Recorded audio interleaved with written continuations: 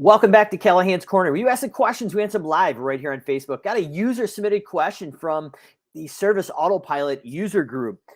Chris wanted to know where a certain column in a report populates. So I'm going to do is open this up, and Chris is referring to direct costs. And this is a massive confusion point inside Service Autopilot. So this is Chris's thing. I give up. Where does the column populate? He's looking at direct cost. Chris, you're going to be looking at actually direct costs and indirect costs. There's two different areas that will be populating there and how they populate. A lot of people have the misconception that it actually drives from the estimate, but actually that is going to be driving from the actual employee setup and the mobile or tablet when they're clocking in and out of the job. So, Chris, we're going to be able to see the direct cost and the indirect drive time cost effect here. So in order to set that up, we need to go into Service Autopilot. We're going to go into team employees, my bad. And we're going to go in and go into our employees, and we need to set up under the edit. We need to go in and look under the edit tab under labor job costing. So if you are looking at your user settings for your role, you need to have access to payroll job costing. Now, this fake employee here in my test account, let's say they're making $20 an hour this year. We're updating that. What we need to do is go into something like the SimpleGrowth essay setup or deep dive blueprint that we actually provide with that. And we need to go in and actually set in their FICA, their unemployment, and obviously I'm making these numbers up here as we go, as a percentage of the dollar. And workman's comp.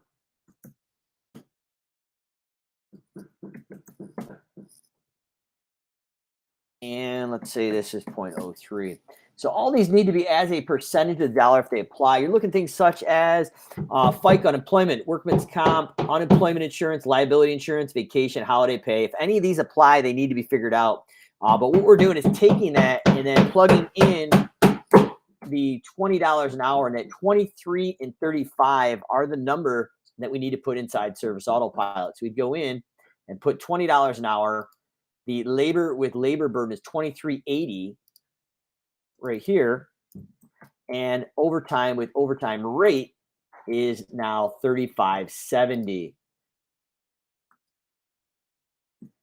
And when you hit save, that will now automatically calculate the cost that Chris asked about here of the direct cost. So that is the labor with labor burden for the employees specifically clocked into that specific job. And Chris must have highlighted or de-highlighted it. There's another one of drive time cost effect that's in there, and that will actually calculate the drive time of the particular employees clocked into the drive time or shop time or non-billable time on there. So that's how you tackle it. We go into our employee settings. Under the edit, we need to go to payroll job costing. Right here, if you don't see it, you need to set up your user roles and rights.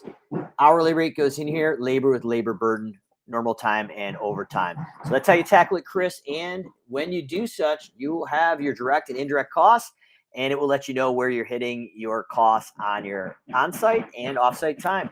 Callahan's Corners, you ask the questions, we answer them live right here on Facebook.